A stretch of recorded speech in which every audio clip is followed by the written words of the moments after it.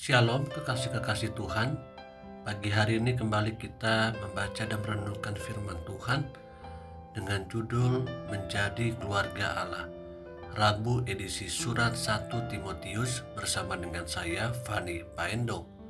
1 Timotius pasal 2 sampai dengan 3. Pertama-tama, aku menasihatkan, naikkanlah permohonan, doa syafaat dan ucapan syukur untuk semua orang, untuk raja-raja dan untuk semua pembesar, agar kita dapat hidup tenang dan tentram dalam segala kesalehan dan kehormatan, yang menghendaki supaya semua orang diselamatkan dan memperoleh pengetahuan akan kebenaran.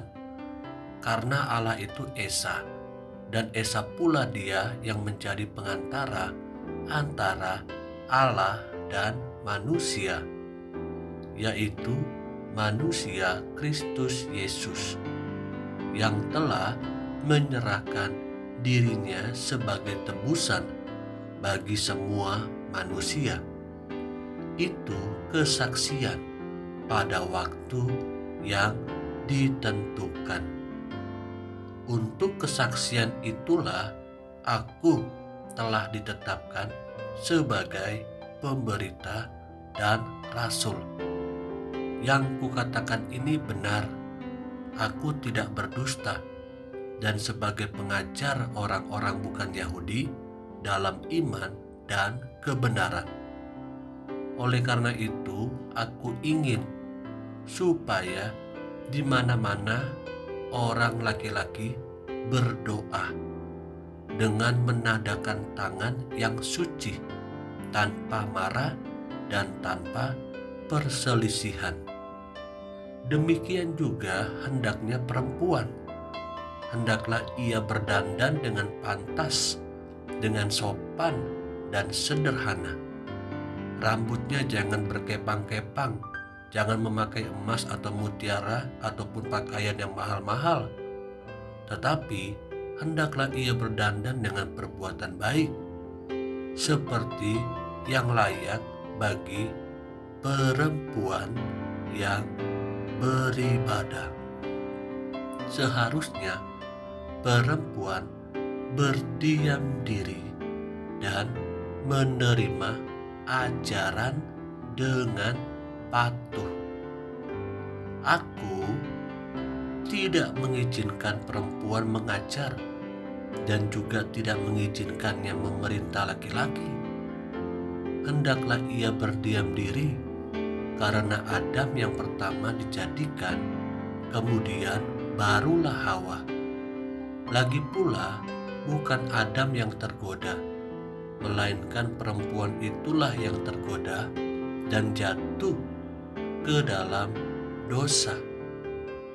Tetapi perempuan akan diselamatkan karena melahirkan anak, asal ia bertekun dalam iman dan kasih dan pengudusan dengan segala kesederhanaan. Benarlah perkataan ini.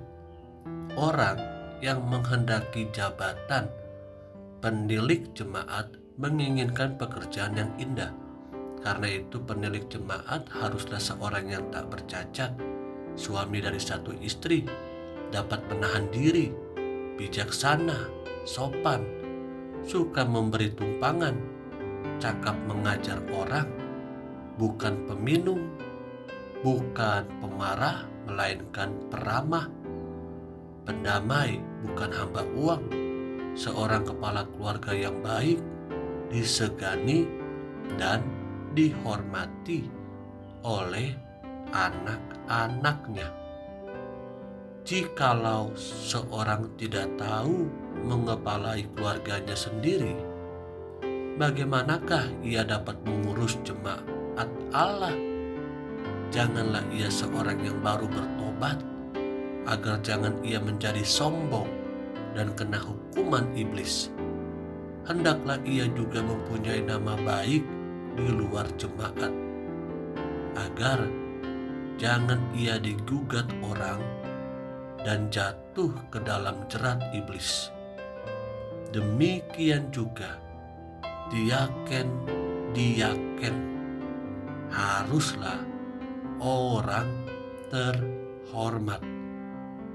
Jangan bercabang lidah, jangan penggemar anggur, jangan serakah, melainkan orang yang memelihara rahasia iman dalam hati nurani yang suci. Mereka juga harus diuji dahulu, baru ditetapkan dalam pelayanan itu setelah ternyata mereka tak bercacat. Demikian pula istri-istri hendaklah orang terhormat, jangan penfitnah, hendaklah dapat menahan diri dan dapat dipercayai dalam segala hal.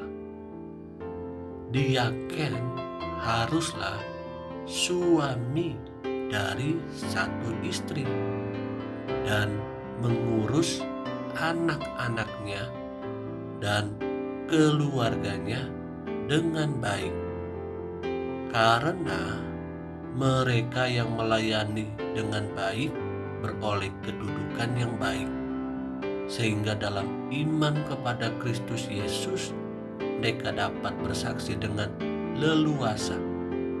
Semuanya itu kutuliskan kepadamu, walaupun kuharap segera dapat mengunjungi engkau. Jadi, jika aku terlambat, sudahlah engkau tahu bagaimana orang harus hidup sebagai keluarga Allah, yakni jemaat dari Allah yang hidup, tiang penopang dan dasar kebenaran. Dan sesungguhnya agunglah rahasia ibadah kita.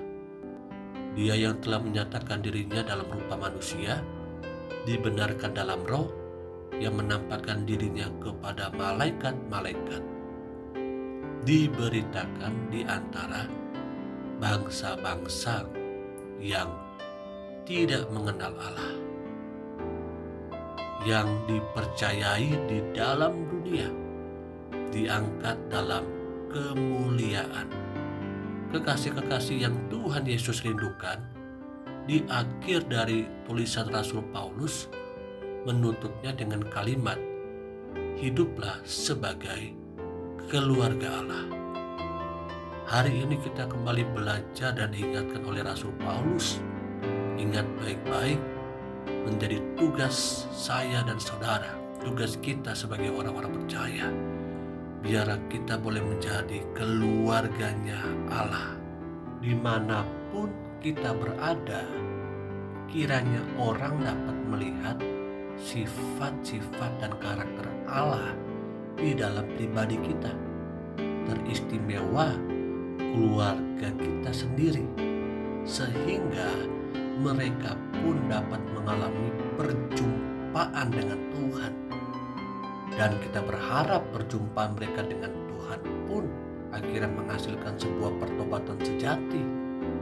Mari hari ini bersama-sama, tentunya dengan kuat kuasa Roh Kudus, kita dimampukan untuk mencerminkan keluarga-keluarganya Allah, sehingga nama Tuhan dan kerajaannya semakin disebarluaskan. Amin.